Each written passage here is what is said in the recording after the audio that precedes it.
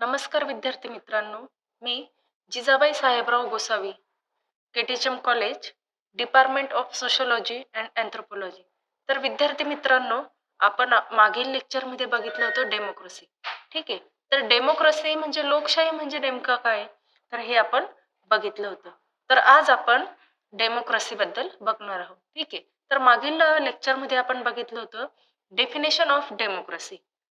Definition of democracy म्हणजे लोकशाहीची व्याख्या काय आहे, मिनिंग ऑफ डेमोक्रेसी, लोकशाहीचा अर्थ काय आहे, त्याचबरोबर टाईप ऑफ डेमोक्रेसी आपण बघितली होती आपल्या मागील लेक्चरमध्ये. ठीक आहे.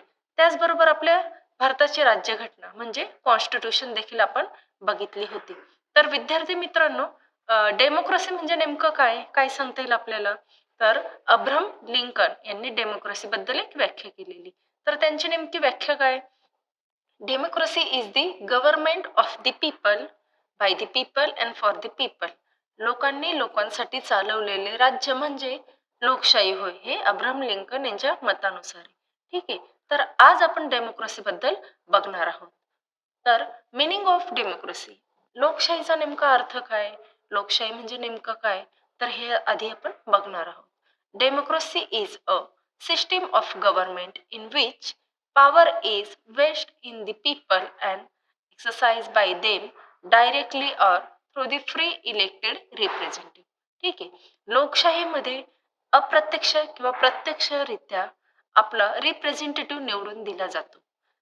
त्याचबरोबर डेमोक्रेसीचे टाइप्स आहेत, representative democracy and parliamentary democracy. ठीक आहे. प्रतिनिधिक डेमोक्रेसी लोकशाही, प्रतिनिधिक लोकशाही किंवा पार्लिमेंटर म्हणजे संसदीय लोकशाही. ठीक आहे. त्यानंतर आपण बघितलं होतं कॉन्स्टिट्यूशन. तर आज आपण डेमोक्रेसीची पुढील संकल्पना बघणार आहोत. ठीक आहे. आता डेमोक्रेसी म्हणजे नेमकं काय, तर डेमोक्रेसी म्हणजे ज्याच्यामध्ये राईट्स, हक्क, त्याच्यानंतर मेजॉरिटी याला प्राधान्य दिलं जातं, आपले हक्क जोपासले जातात. ठीक आहे. राज्यघटनेनुसार आपल्याला मिळालेले हक्क त्यांची जोपासना डेमोक्रेसीमध्ये म्हणजेच लोकशाहीमध्ये केली जाते. मेजॉरिटी, ज्या ठिकाणी लोकांचं बहुमत असेल असंच शासन अस्तित्वात येतं किंवा त्याच शासनाला पाठबळ मिळतं, पाठिंबा मिळतो. ठीक आहे. त्यानंतर आपण बघू पॉलिटिक्स. डेमोक्रेसीमध्ये पॉलिटिक्स म्हणजे राजकारण हे अत्यंत महत्त्वपूर्ण मानलं जातं. त्याच्यानंतर वैयक्तिक दृष्टिकोन देखील म्हणजे वैयक्तिक दृष्टिकोनाला देखील अत्यंत महत्त्वपूर्ण डेमोक्रेसीमध्ये म्हणजे लोकशाहीमध्ये असतं. ठीक आहे. त्याच्यानंतर मतदान, वोटिंग, मतदानाचा हक्क आणि त्याचबरोबर डेमोक्रेसीमध्ये पीपल्स म्हणजे लोक हे महत्त्वपूर्ण असतात. ठीक आहे. त्याचबरोबर आपण बघू आता फंडामेंटल राईट्स. तर आपल्या राज्यघटनेने आपल्याला दिलेले अधिकार कोणते कोणते, त्या राज्यघटनेचं नेमकं आपल्या राज्यघटनेने दिलेल्या अधिकारांनुसार महत्त्वपूर्ण अधिकार कोणते हे आज आपण बघणार आहोत. तर फंडामेंटल राईट्स, त्याच्यामध्ये आपण सगळ्यात पहिले बघू राईट ऑफ इक्वॅलिटी. आता राईट ऑफ इक्वॅलिटी म्हणजे काय, तर प्रत्येक व्यक्तीला समान अधिकार दिला जाईल. आपल्या राज्यघटनेनुसार प्रत्येक व्यक्तीला हा समान अधिकार आहे. कोणत्याही व्यक्तीचे जातीच्या आधारावर किंवा धर्माच्या आधारावर किंवा वंशाच्या आधारावर किंवा वय, एज, याच्या आधारावर कोणत्याही व्यक्तीमध्ये भेदभाव केला जाणार नाही. ठीक आहे. प्रत्येक व्यक्तीला आपल्या कायद्यानुसार आपल्या राज्यघटनेनुसार समान अधिकार असेल, त्याला आपण म्हणतो राईट्स ऑफ इक्वॅलिटी. त्यानंतर दुसरा अधिकार बघू आपण राईट्स ऑफ फ्रीडम. ठीक आहे. प्रत्येक व्यक्तीला आपलं स्वतंत्र मत मांडण्याचा अधिकार आहे. प्रत्येक व्यक्तीला आपण स्वतंत्र राहण्याचा, आपले मत मांडण्याचा अधिकार आपण राईट्स ऑफ फ्रीडम मध्ये बघतो. ठीक आहे.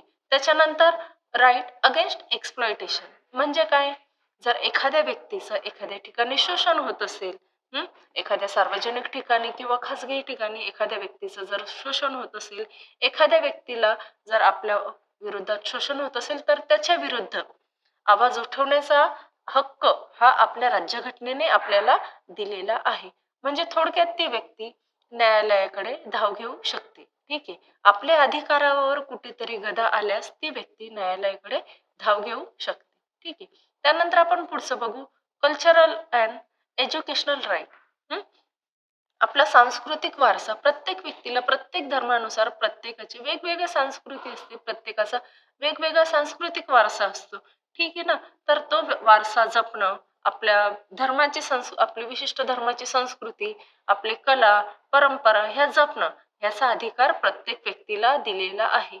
आणि ह्या अधिकाराचा कुठेतरी भंग पावला, हा अधिकार कुठेतरी भंग पावला गेला तर व्यक्ती ही सर्वोच्च न्यायालयामध्ये, उच्च न्यायालयामध्ये किंवा जिल्हा न्यायालयामध्ये अपील करू शकते. ठीक आहे. त्याचप्रमाणे आपल्याला सांगता येईल एज्युकेशनल राईट. आता एज्युकेशनल राईट म्हणजे काय, तर जसं आपण बघितलं की 14 वर्षापर्यंत मुलांना मोफत शिक्षण दिलं जातं, प्राथमिक शिक्षण मोफत दिलं जातं. ठीक आहे. जर एखाद्या व्यक्तीला जर शिक्षण मिळत नसेल, 14 वर्षाच्या आतील जर एखादी व्यक्ती असेल, त्या व्यक्तीला शिक्षण मिळत नसेल, तर ती व्यक्ती आपल्या विरुद्ध, आपले हक्क भंग होण्याविरुद्ध आवाज उठवू शकते आणि ती व्यक्ती आपल्या याबद्दल न्यायालयीन दाद मागू शकते. ठीक आहे. त्यानंतर आपण सांगू इथे right to constitutional remedies. Okay. त्यानंतर हा एक आपल्याला अधिकार मिळालाय. त्यानंतर आपण इथे सांगू हिस्ट्री ऑफ फंडामेंटल राईट्स. जर जे आता अधिकार आहेत, तर यांचा नेमका इतिहास काय आहे, काय सांगतील यांचा इतिहास, तर ते आता आपण बघणार आहोत. इंग्लंड. आता सगळ्यात पहिल्यांदा जर आपण बघितलं तर जे अधिकार होते, अधिकार सगळ्यात पहिले, अधिकारांची व्याख्या, अधिकार हे कुठे उदयास आले, इंग्लंडमध्ये. ओके. तर in 1215 king John king gives fundamental rights with act of Magna Carta. Okay. इंग्लंडमध्ये 1215 मध्ये किंग जॉन केन यांनी मॅग्ना कार्ट ह्या विधेयकाद्वारे इंग्लंडमधील लोकांना कुठेतरी थोड्याफार प्रमाणात अधिकार दिले. ठीक आहे. इथून अधिकारांचा उदयाला, इथून अधिकारांना सुरुवात झाली, अधिकारांबद्दल माहिती कुठेतरी मिळू लागली. त्यानंतर इन अमेरिका, त्यानंतर अधिकारांचा जर आपण उगम बघितला ते 1791 मध्ये अमेरिकेमध्ये बिल ऑफ राईट ह्या विधेयकाद्वारे, बिल ऑफ राईट ह्या विधेयकाद्वारे अमेरिकेमध्ये अधिकार, हक्क हे देण्यात आले. त्यानंतर फ्रान्समध्ये जी रिव्होल्युशन झाली, फ्रान्समध्ये 1789 साली जी राज्यक्रांती झाली, फ्रेंच राज्यक्रांती झाली. ठीक आहे. तर त्या राज्यक्रांतीनुसार अधिकार, स्वातंत्र्य देण्यात आले. त्याचबरोबर स्वातंत्र्य, समता आणि बंधुता हे तत्व, हे मूल तत्व हे फ्रेंच राज्यक्रांतीकडून मिळाले आणि इथे पण कुठेतरी अधिकारांना कुठेतरी चालना मिळाली. ठीक आहे. त्याचबरोबर अधिकार हे उदयास आले. त्याच्यानंतर भारतामध्ये in India 1895 Lokmanya Tilak in स्वराज्य आर्टिकल. लोकमान्य टिळक यांनी अधिकारांचा उल्लेख 1895 मध्ये कुठेतरी त्यांचा स्वराज्य ह्या लेखात त्यांनी उल्लेख केला. ठीक आहे. आता आपण बघू सिग्निफिकन्स ऑफ फंडामेंटल राईट्स.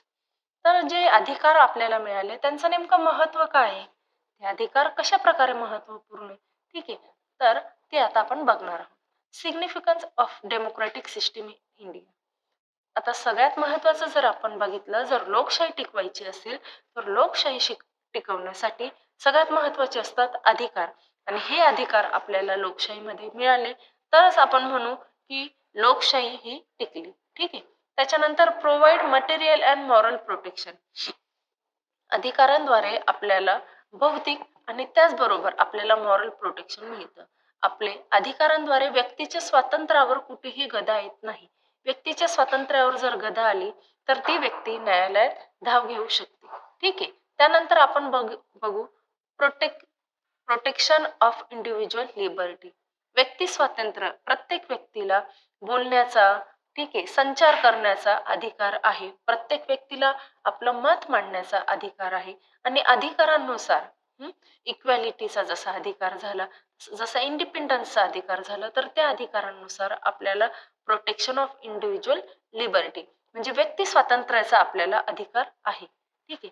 त्यानंतर आपल्याला सांगता येईल protect minorities and weaker section. आपल्या भारतामध्ये जर आपण बघितलं की आदिम जमाती, आदिम जाती ह्या अजूनही कुठेतरी वीक आहे. ठीक आहे. या आर्थिकदृष्ट्या आजही मागासलेले, तर अशा जाती जमाती यांना शासन विविध प्रकारचे कायदे करून त्यांच्या अशा जातींच्या विकासासाठी शासन वेगवेगळे कायदे करून अशा वीक सेक्शन जे असते त्यांना विकासाच्या प्रवाहात आणण्याचा प्रयत्न शासन करते आणि या दृष्टिकोनातून हे अधिकार महत्वपूर्ण. ठीक आहे. त्याच्यानंतर आपण बघू की सिग्निफिकन्स ऑफ फंडामेंटल राईट्स, त्याच्यामध्ये आपण पुढचा अधिकार बघू. Ensure dignity and respect of individual. प्रत्येकाला आपला मान सन्मान जपण्याचा, प्रत्येकाला आपली डिग्निटी आत्मसन्मान जपण्याचा, आपल्याला समाजामध्ये रिस्पेक्ट मिळवण्याचा अधिकार आहे आणि याचं आपल्याला आपल्या अधिकारांद्वारे आपल्याला हे मिळतं.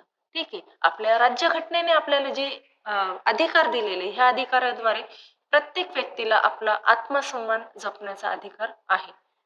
Facilities participation of people in political and administrative process. ठीक आहे. जे आपले अधिकार आहे, आपल्या अधिकारांद्वारे आपल्याला फॅसिलिटीज मिळतात वेगवेगळ्या. ठीक आहे. जसं आपण जर म्हटलं की आरक्षण, NT, ST, SC हे जाती असतात, यांना कुठेतरी फॅसिलिटीज मिळतात, यांना आपल्याला फॅसिलिटीज मिळवण्याचा जो हक्क आहे तो, त्याच्यासाठी आपले अधिकार हे महत्वपूर्ण आहे. ठीक आहे. त्यानंतर आपण सांगू strengthen secular fabric of Indian states. तर अशा प्रकारे सिग्निफिकन्स ऑफ फंडामेंटल राईट्स हे आपल्याला सांगता येतील. त्यानंतर रिस्पॉन्सिबिलिटीज ऑफ सिटीजन. जसं जर आता आपण बघितलं की आपले अधिकार हे महत्वपूर्ण आहे, त्याचप्रमाणे भारताचा नागरिक म्हणून, ॲज अ रिस्पॉन्सिबल पर्सन म्हणून, रिस्पॉन्सिबल सिटीजन म्हणून आपले काही कर्तव्य देखील आहेत आणि ते आपण पूर्ण केले पाहिजे. ठीक आहे. तर आता आपल्या रिस्पॉन्सिबिलिटीज कोणत्या कोणत्या आहे? आपल्याला भारताचा नागरिक म्हणून आपल्या राज्यघटनेने काही अधिकार दिलेले आहेत. ज्याप्रमाणे आपल्याला आपले अधिकार मिळाले त्याचप्रमाणे रिस्पॉन्सिबिलिटीज पण आपल्या आहेत. तर ह्या कोणत्या कोणत्या आहेत? तर त्या आता आपण बघू. The responsibilities of citizen of democratic are sometimes submitted up in the main duties, namely to vote, pay tax and obey the laws. ठीक आहे. तर आपल्या ह्या ड्युटीज आपण पूर्ण केल्या पाहिजे. आपण वोट केला पाहिजे. ठीक आहे. वोटिंग, मतदानाचा हक्क आपण बजावला पाहिजे. त्यानंतर एक सुजाण नागरिक म्हणून आपण आपल्यावर जो आपला टॅक्स असतो तो आपण भरला पाहिजे. ठीक आहे. त्याच्यानंतर जे पण लॉज आहे ते आपण पाळले पाहिजे. Responsibilities are often the observe of the rights. जर आपण आपल्या रिस्पॉन्सिबिलिटीज, आपले कर्तव्य व्यवस्थित पूर्ण केले तर आपल्याला आपले अधिकार हे आपोआपच मिळतात. For example, the right of free speech bring with it the responsibilities to allow the same right to others. ठीक आहे. तर त्याचप्रमाणे आपण इथे बघणार आहोत responsibility citizenship is a important factor in developing a country's identity and civic awareness. आपण आपल्या भारताचा एक सुजाण नागरिक म्हणून आपल्या जबाबदाऱ्या, आपले कर्तव्य आपल्याला माहिती पाहिजे. आपल्या कर्तव्यांबद्दल, आपल्या अधिकारांबद्दल आपण काय पाहिजे? जागृत पाहिजे. That can lead to political, social, economical stability. ज्याच्यातून आपल्या याच्यामध्ये political, social and economical stability आपल्याला मिळेल. ठीक आहे. It is this last three factors that in turn will lead to everyone's repairing the fruit of collective success together. ठीक आहे. त्यानंतर आपण इथे बघू कॅरेक्टरिस्टिक्स ऑफ डेमोक्रेसी. आता आपली जी डेमोक्रेसी, आपली जी लोकशाही, तर याच्या नेमके कॅरेक्टरिस्टिक्स काय, याची वैशिष्ट्ये काय, तर आपण त्यात इथे बघणार आहोत. तर त्याच्यामध्ये सगळ्यात पहिलं आपल्याला सांगतील कॉन्स्टिट्यूशन. आपल्या भारताच्या राज्यघटना ही आपल्या लोकशाहीचं सगळ्यात मोठं वैशिष्ट्य आहे. ठीक आहे. तर आपल्या भारताची जी राज्यघटना आहे, जी आपली कॉन्स्टिट्यूशन, ही लिखित आहे. कोणत्याही देशाची लोकशाही जर अस्तित्वात आणायची असेल किंवा ती अस्तित्वात ठेवायची असेल तर त्या देशाची राज्यघटना ही लिखित स्वरूपाची असावी, जेणेकरून नियमांच्या बाबतीत कोणत्याही प्रकारचा गोंधळ उडणार नाही आणि लॉ त्या ठिकाणी व्यवस्थित पार पडला जाईल. ठीक आहे. त्याच्यानंतर आपल्याला सांगता येईल लेजिस्लेटिव्ह असेंब्ली. त्यात आपल्याला सांगता येईल की संसदीय शासन पद्धती. आपल्या याच्यामध्ये संसदीय शासन पद्धती ही महत्वपूर्ण आहे. त्याच्यामध्ये आपण लोकसभा, राज्यसभा, तर यांचं महत्वपूर्ण आपल्याला इथे सांगता येईल. त्याचप्रमाणे विधानसभा, विधान परिषद ही देखील महत्वपूर्ण आहे. ठीक आहे. त्यानंतर आपल्याला ज्युडिशरी असेंब्ली. ज्युडिशरी असेंब्लीमध्ये आपल्याला काय सांगता येईल, तर आपल्याला जिल्हा पातळीवर न्यायालय, तालुका पातळीवरील न्यायालय, त्याच्यानंतर उच्च न्यायालय, सर्वोच्च न्यायालय हे न्यायालय यांचं आपल्याला ज्युडिशरी असेंब्लीमध्ये आपल्याला सांगता येईल. ठीक आहे. त्याच्यानंतर रिप्रेझेंटेटिव्ह डेमोक्रेसी, प्रतिनिधी लोकशाही, हे आपल्या लोकशाहीचे काय कॅरेक्टरिस्टिक्स आहे. ठीक आहे. त्यानंतर union list, state list and concurrent list. Okay. तर ह्या जे त्याच्यात आपल्याला केंद्र सूची, राज्य सूची आणि समवर्ती सूची. ठीक आहे. तर ह्या प्रकारची सूची आपल्याला इथे सांगता येईल. त्याच्यानंतर फंडामेंटल राईट्स, जे आपल्याला आपले अधिकार मिळाले, फंडामेंटल राईट्स मिळाले, तर हे इथे महत्वपूर्ण आहे. हे लोकशाहीचे काय एक महत्वपूर्ण वैशिष्ट्य आहे. ठीक आहे. त्याच्यानंतर चॅलेंजेस इन डेमोक्रेसी. तर आता आपली जी राज्यघटना आहे, तर आपल्या राज्यघटनेनुसार आपल्याला अधिकार मिळाले, आपण लोकशाहीचा स्वीकार केलेला आहे भारताने. ठीक आहे. पण नेमका याच्यामध्ये चॅलेंजेस काय आहे? आपल्या डेमोक्रेसीमध्ये नेमके लोकशाहीचा जेव्हा आपण स्वीकार करतो तेव्हा आपल्याला विविध प्रकारच्या आव्हानांना आपल्याला सामोरे जावे लागते. ठीक आहे. तर लोकशाहीतील नेमके आव्हाने कोणते? तर आता आपण ते इथे बघणार आहोत. Challenges in democracy. तर आपल्या याच्यामध्ये सगळ्यात पहिला आपल्याला चॅलेंज आपण जर बघू तर त्याच्यामध्ये आपल्याला बघता येईल टेररिझम, दहशतवाद. आता दहशतवाद असतो हा वेगवेगळ्या प्रकारच्या याच्यावर अवलंबून असतो. तर हा दहशतवाद म्हणजे नेमका कधी कधी जर आपण बघितलं की एखाद्या प्रदेशाचा विकास जर जास्त प्रमाणात झाला आणि एखाद्या प्रदेशाचा विकास हा विषम म्हणजे कमी प्रमाणात झाला, तर त्याच्यातून काही जमातींमध्ये काही जातींमध्ये काय होतं, दहशत निर्माण होते. ठीक आहे. जर आता आपण जर बघितलं की नक्षलवादी एरिया, त्या भागात मध्ये कुठेतरी प्रादेशिक विकास हा कमी झालेला असतो, रोजगार तेथील लोकांना मिळत नाही, तेथील तरुण हा कुठेतरी भरकटला जातो, बेरोजगारी, याच्यामुळे तो कुठेतरी व्यसनाकडे जातो आणि याच्यातून नक्षलवादी सारखी दहशतवाद तयार होते. ठीक आहे. तर अशा दहशतवादाला कुठेतरी तोंड देणे हे आपल्या लोकशाही पुढील सगळ्यात मोठं आव्हान आहे. त्याच्यानंतर आपल्याला सांगता येईल की करप्शन, म्हणजे भ्रष्टाचार. तर आता भ्रष्टाचाराबद्दल आपल्याला काय सांगता येईल की कधी कधी काय होतं बघा, कधी कधी ज्या आपल्या योजना असतात, शासनाने दिलेल्या योजना ह्या, याच्यामध्ये इतक्या मोठ्या प्रमाणात भ्रष्टाचार असतो की ह्या योजना ह्या सामान्य माणसापर्यंत पोहोचतच नाही. ठीक आहे ना. जर शासनाने जर एखाद्या शेतकऱ्यांसाठी एखादी योजना सुरू केली असेल, तर मधल्या मध्ये भ्रष्टाचार इतक्या मोठ्या प्रमाणात असतो की सामान्य व्यक्तींपर्यंत, त्या शेतकऱ्यांपर्यंत ती मदत पोहोचतच नाही. तर हे एक आज आपल्या लोकशाही पुढे सगळ्यात मोठं एक आव्हान झालेलं आहे. तर हे आव्हानाला आपल्याला कुठेतरी सामोरं जायचंय. ठीक आहे. त्यानंतर आपल्याला सांगता येईल पॉवर्टी. जर आज आपण बघितलं की भारत हा लोकसंख्येच्या दृष्टिकोनातून दुसऱ्या क्रमांकावर, आणि परिणामी आपल्या देशामध्ये मोठ्या प्रमाणात आज गरिबी ही मोठ्या प्रमाणात दिसते. तर ही गरिबी कशी कमी करायची? तर ह्या गरीब लोकांना कशा प्रकारे त्यांच्या मूलभूत गरजा, अन्न, वस्त्र, निवारा यासारख्या गरजा पूर्ण करायच्या, ही एक आज आपल्या देशापुढे आज हे काय बनलेलं आहे, एक मोठं आव्हान बनलेलं आहे. तर अशा आव्हानाला कुठेतरी सामोरं जाऊन हा प्रश्न कुठेतरी आपल्याला सोडवणं आज महत्वपूर्ण आहे. ठीक आहे. त्यानंतर आपण कम्युनॅनिझम. तर याच्यामध्ये आपल्याला सांगता येईल की जातीयवाद. हं? याच्यामध्ये काय सांगता येईल आपल्याला? जातीय आधारावर वेगवेगळ्या प्रकारच्या दंगली आज आपल्या समाजामध्ये होत आहेत. हिंदू, मुस्लिम, शीख, इसाई यांच्यामध्ये दंगली होत आहेत. तर ह्या दंगली कशा प्रकारे कमी केल्या पाहिजे? हं? यांच्यामध्ये असणारा विषमता, यांच्यामध्ये असणारी एकमेकांबद्दल असणारा मनात कलह हा कशा प्रकारे कमी केला पाहिजे?